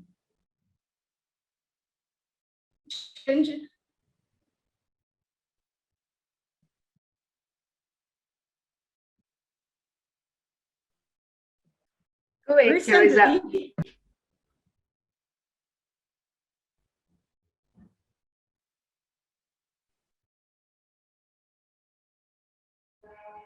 Okay, recently, when I say recently, for the past 5 years, GRENROP attended a meeting with IICA, which was organized by Miss Ina Gahavi from Barbados. This was IICA coordinator at that time. And she came up with the linkage between agriculture and tourism. That meeting was held, that session, sorry, was held in Grenada, a 5-day session. And that is where the agricultural tourism linkage market was born between Sanders, Jamaica, and GRENROP. Sanders had the representative from Grenada, from Jamaica. And there, GRENROP was able to get assistance from Sanders Foundation with the sum of almost $150,000, which we were able to assist our farmers in installing on-farm irrigation. We were able to assist them with pump. We built a seedling nursery in one of the communities that we work in Rose Hill in St. Patrick. And we also purchased our seedlings and we help the farmers with seedlings and also seeds. In our group, we have farmers that are doing poultry, they do vegetables, and they also do agro-processing, as I mentioned before. Our farmers are on a planting schedule basis because we get help and we want to meet the demand of our hotel requirement. We have our farmers on a planting schedule basis. For example, if we have 5 farmers planting tomatoes for us, we let each farmer plant on a monthly basis, and also whether it's the 2nd week in the month or the 3rd week in the month. So at least we could have, as one crop go out, we have another coming in so we can meet our demand. We help the farmers, we work along with them. We also coordinate with the Ministry of Agriculture so that we can get extension assistance. So we work along with the ministry. We have a vibrant coconut industry, coconut oil project that we are doing now with ICT and also with Sanders. And we try now to get that industry going as fast as possible so that we can supply the virgin coconut oil, also coconut oil with herbs in it, so that we could able to meet our demand. The members are very interested and they are working very furiously in order to get that coconut project more vibrant than we are, because we cannot meet our demand in supplying. We also do wet seasoning, and this is wet seasoning our local herbs, our chive, thyme, celery, parsley, basil, and we blend and we able to process it using no additive, no preservative, more than our local spices. And we have that seasoning in various supermarkets in Grenada under the GRENROP label.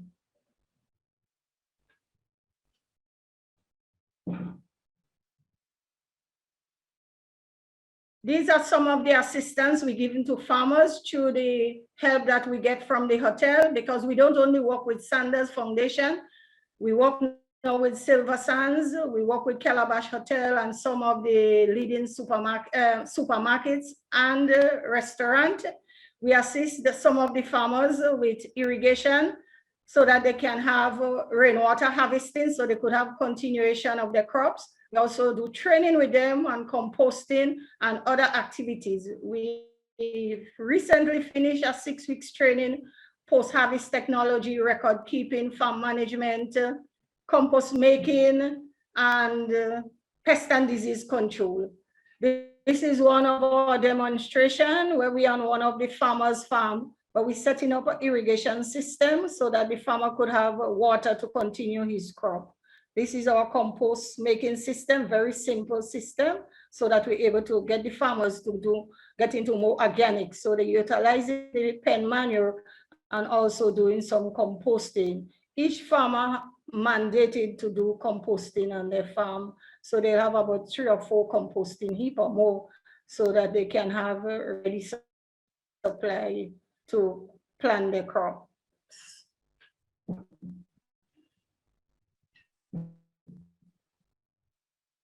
So we just finished a project with Jeff, and Jeff also helped us with the funding for the irrigation. We help build poultry pen. We also have a farmer that is doing ham and from turkey and the poultry. So we have chicken and turkey ham. And all that project came from a Jeff project that GreenRock recently finished. GreenRock continue to look forward to working and to assist the farmers to improve their livelihood, to empower the women so that they're able to improve their livelihood and supply farming. GreenRock welcomes this opportunity to share with you of some of its activities, and it has engaged in helping its farmers and looking forward to future endeavor. At this time, I would like to say thank you to all our viewers and have a view of what GreenRock is doing and helping our Grenada farmers to empower themselves.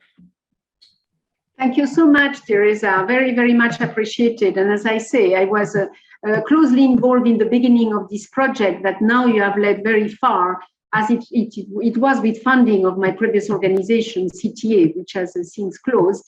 And I'm glad that in addition to IICA, you got now Jeff and ITC and other partners, because each one has to bring support, you know, from wherever his strength is. It's another message we want to convey today, that nobody can do enough the job, and we have really to get together in supporting, and that's what we are doing now with IICA and other partners as well. So thank you very much. It is very important also to have the women leading organizations from the farmer, so from production to the latest mile in the supermarkets and in the processing. So we are really challenged by time because we were due to finish just now, actually, the session.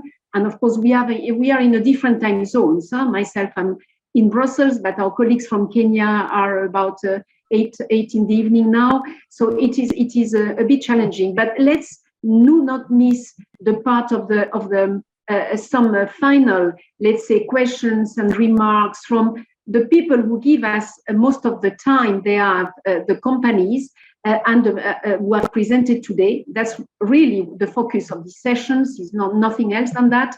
So if it's fine with you, I will give you the floor quickly to each of you, and you pick up the topics, the things that you would like to add from what you have presented, but more importantly, from what you have heard, be in the chat, be from your other presenters, and on the difficulties you have, you know, in the company, but how really is the next mile to serve of the topic of today, the high-end markets, beyond certification, on quality, and what type of support do you need to be there? Is many of the questions are around, is great, what you have done is really very encouraging, but you know, how do I get there myself? And there are a few questions of online. I don't know if any of you does online sales as well. So I will start with the same order, perhaps Umeeda, if Umeeda, if in 2 minutes you want to highlight, you highlighted a lot already there was a certification question for you on the fair trade, but of course the social model you have, but if you want to add anything on the others, please.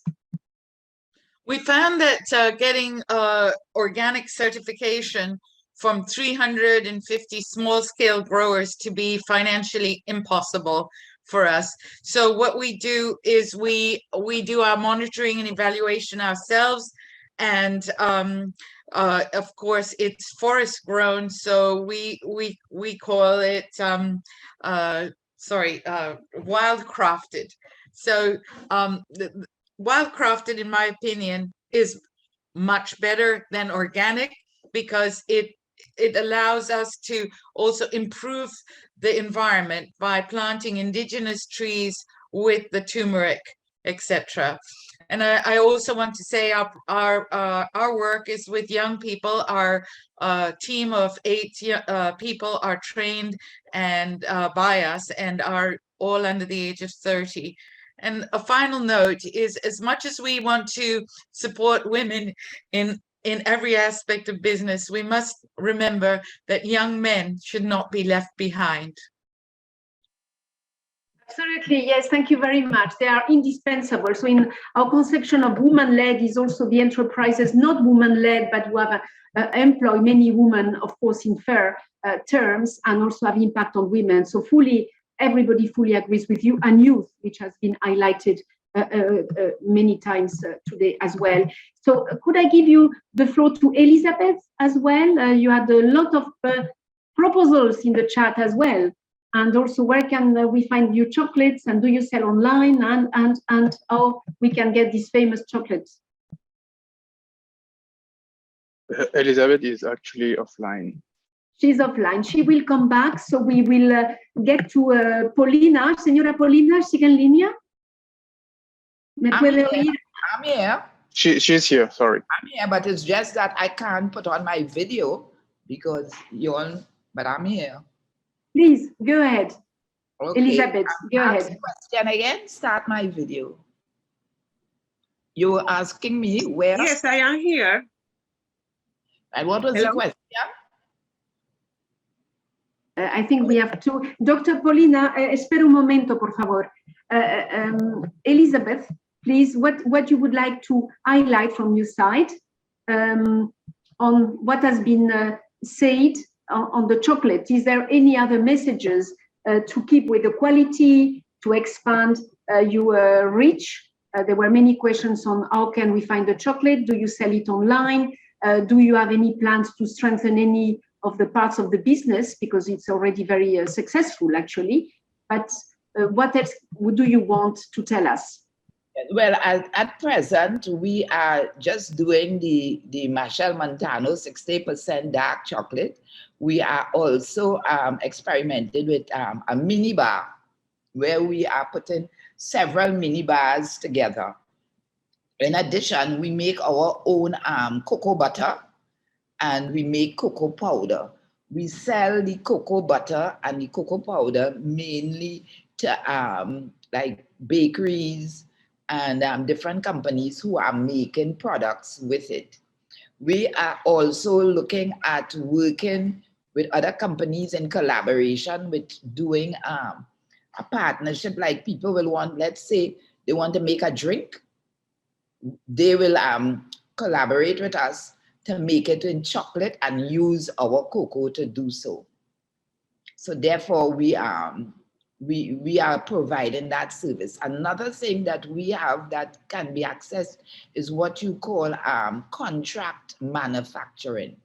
And we have been doing that where we are going to make the chocolate for you and you are going to package it so that it isn't going to have the Marshall Montano 60% dark chocolate, but it's going to have your labeling, and we will say made in Trinidad and Tobago by Montano's Chocolate Company Limited, so that we offer that service also. Recently too, we would like to do it again, since we have the opportunity of going to missions abroad. As I said, it wasn't affordable to other small or medium-sized companies because the money or the finances not there. So we had brought some of the buyers that we met on these trips, we brought them to Trinidad and invited some of our smaller business people. So we would like to offer that again, so that if there are people who are willing to contribute to something like that, we would like to carry that on. Yeah? And as I say, we continue spreading and building on our capacity. That's very interesting, especially on the high-end market, which is the topic of today. The fact that you say you can provide cocoa and other ingredients for other products, which will not be Montano branded, but at least will be recognized from the Caribbean and sourced from Montano. Because the problem of many times is that you can be lost. Your name can be lost in that. So we keep within even when you do that, you make sure that the brand is kept, which is excellent.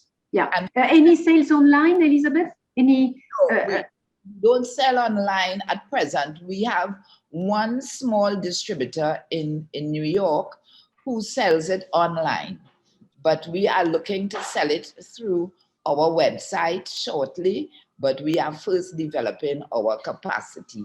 Finally, one of the other areas that we were looking to develop is really to revitalize some of our old cocoa estates.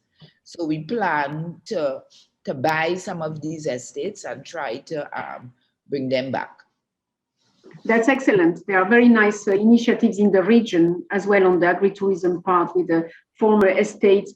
So we will share, of course, from Elizabeth and the others, information on the companies, because there are many requests on where can I buy the products, where can I get in touch for more businesses, etc., etc. So we will do that. We note all the questions. And my colleagues, of course, from IICA can come in with questions. I just continue in the meantime. Polina, and Doctora Polina, ¿usted tiene algo que añadir en los temas que de los Is there anything you would like to add, Ms. Araujo? I think you heard the comments on quality and the different challenges that we face in the Dominican Republic and other countries in terms of supply,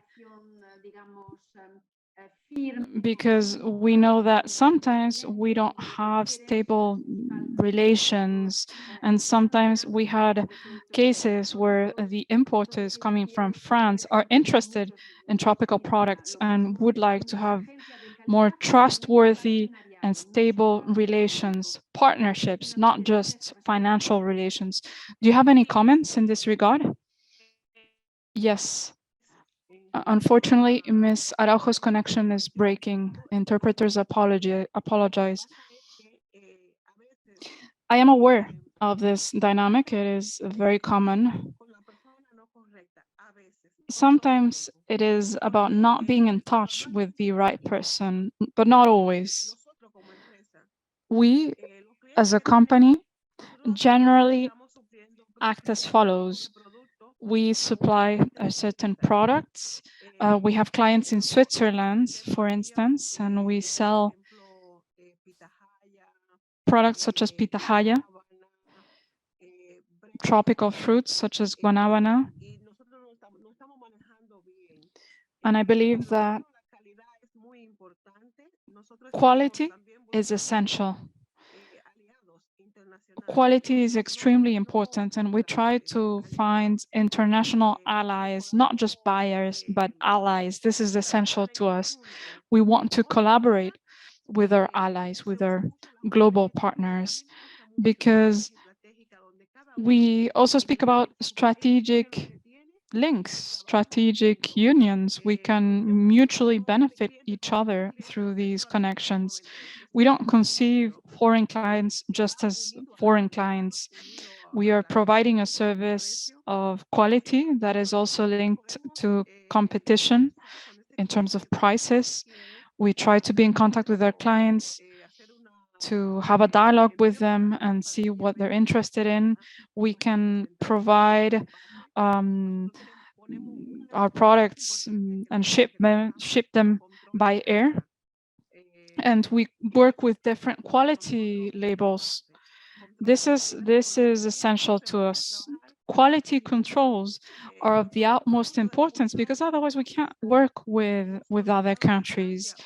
If we have products from the Dominican Republic that are present in supermarkets in Europe, we don't speak about Cosmos 2000s. We speak about Dominican Republic products, local product from the Dominican Republic. So it's representing our country, not just our company.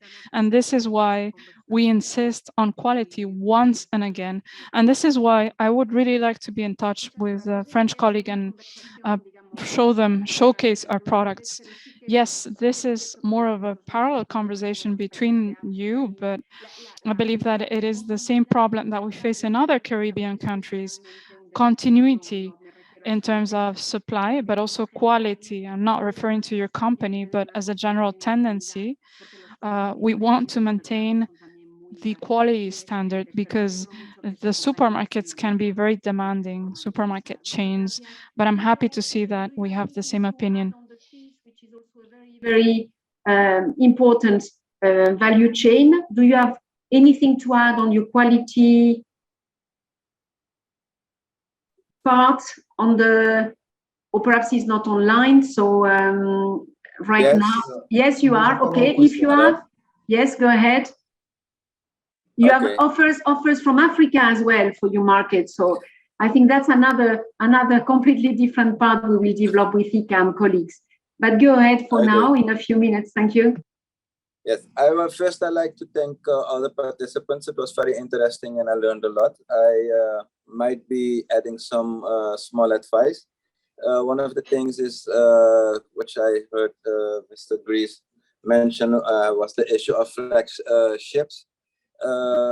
We as Suriname Seafood Association has already forward our point to our Ministry of Economic Affairs, which seems to be the contact for the CARICOM. And we are, with regards to the flagship, take the statement of the CARICOM that was added in the principal agreement of the EPA, which say that no matter who is fishing in our waters, as long as they are fishing with license issued by one of our states and landed the fish to that country where who has issued the license, the fish is ours and should be recognized as our own product. Just want to mention that beside. On the other hand, I want to maybe not necessary, but I think it's advisable for our participants to comply to the EU rules. We have experienced that the EU rules are more easy recognized than any ISO certification. We've been participant for the ISO program for 8 years. Cost a lot of money. I find out that in those 8 years, only one potential client asked if we were ISO certificated. It was from Britain. All our clients only ask one thing: where can we find you on the EU list? So don't waste your money on ISO if not necessary, but comply to the EU rule. That is my advice. And as a board member of the Federation of Suriname Agriculturists, I would also advise with regards to the growing of the vegetables and fruits to be very careful with all the pesticides you use, because you will get into problems with the health regulations. But also I would be very thoughtful on the assistance you get from the EU, because we sometimes experience that a big part of the budget that is mentioned to assist the growers goes to the consultants. And I don't think that is too much of the game. We should be very careful to that, even though we need those consultants. I think the big issue on this case is that the money goes to who needs it, and that are the growers, especially the small growers, both women and young growers. I think that part I hope to have a little wrap up on this today. And once again, thank you very much. Thank you very much, Udo. Very key points for fisheries and actually for the other sector, because the origin of the fish, indeed, which is critical, is the same as the IPR and the rest. What Teresa was saying as well on the origin of the product, so that is critical. And the EU market, of course, we work on like IICA on local, regional, and export markets from COLEACP, but we are also with a big presence in the EU. And the EU, all our studies show that despite a very difficult market to access, when you access it is from far, not only remunerative, but then you set up the so high standards that basically you can save any market, and the other markets have slowly to reach the EU market level, because that is trade as well. So it is very, very important to do that. Exactly, and especially on fisheries. It happens that I have worked on fisheries in my previous life as well.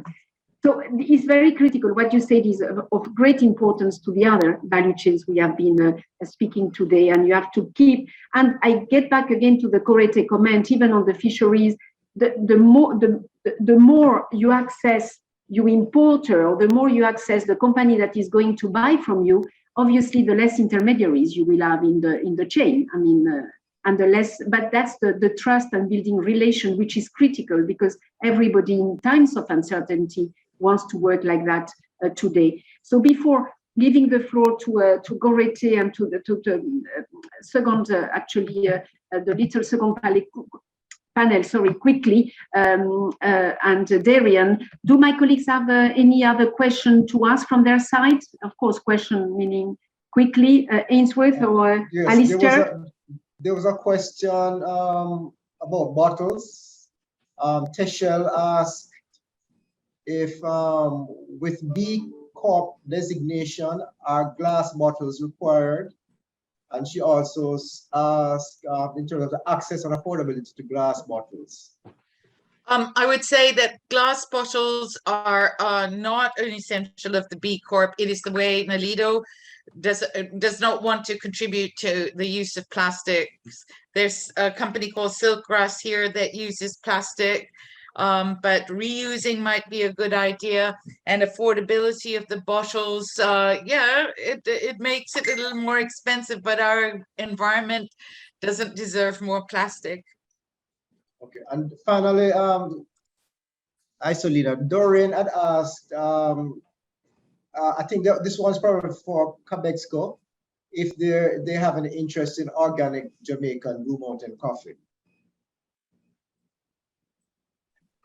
Hello, Dorian. I'm glad to see you as well. I mean, I know some people from my previous, that's the problem in being old, is that you know many people.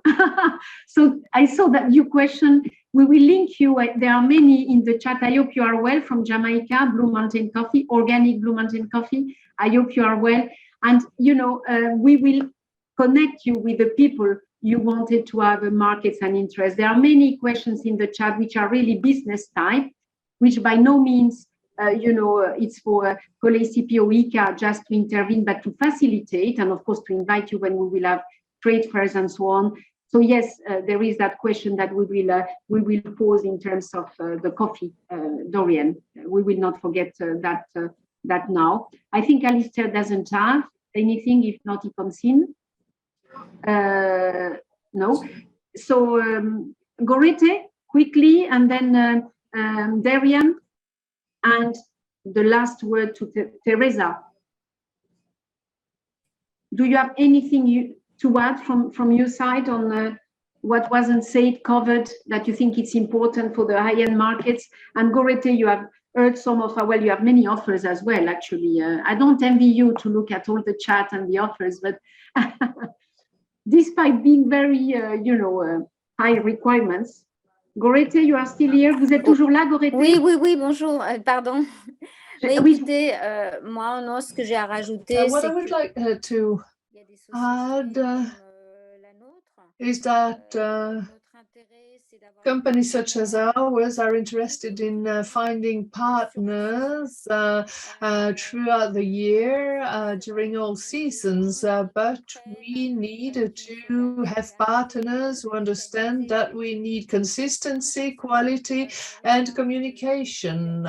We're talking about farm produce here. We're not talking about screws or bolts. We're talking about natural products, and hence there might be quality problems linked to weather conditions, so we need a high level of communication.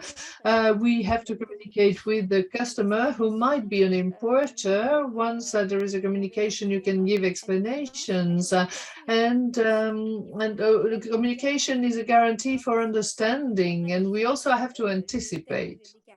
When it comes to the Caribbean, and when I'm talking about the Dominican Republic, I have a problem, as I've told you.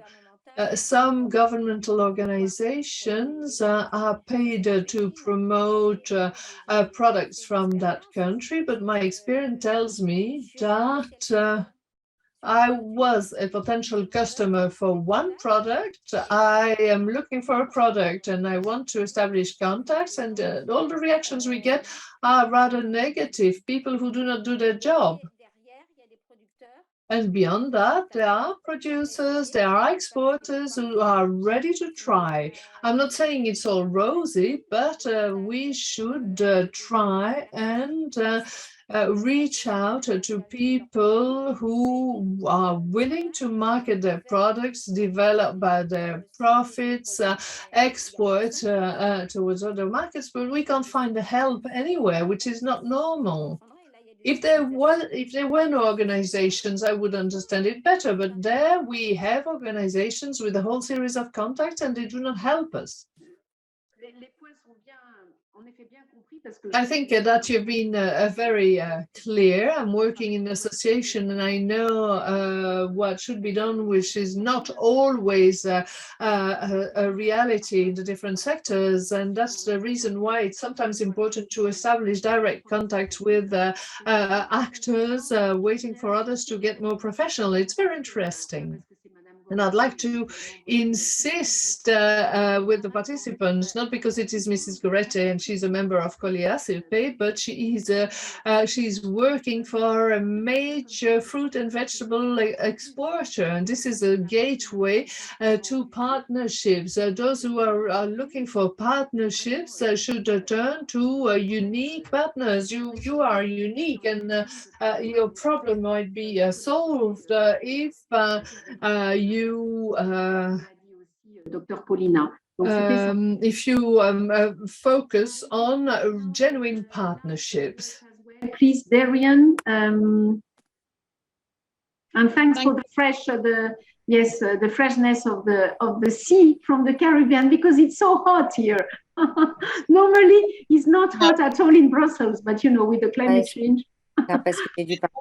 Just to make the point that to tell the producers and suppliers that there are opportunities, and that once they are able to innovate and even present ideas to the resort developers, and the resort model is amenable to change. So once they indicate to us what products are available, we could then kind of make the change towards what products we can implement into the resort model. And we find that guests are very, very amenable to whatever new products we innovate and bring, but it only comes from the suppliers and producers end, letting us know what is available. And just from the suppliers and producers, having interacted with them in the ability that we have to be able to help train them and speak to them, just to extend their cry for funding and for assistance, and for any avenues in which funding can be extended to them to assist with this continuous issue of pests, and be able to produce at the volumes that the hotels and the resorts require, that any efforts that could assist them in getting funding without all the loopholes and red tapes, if that can be done.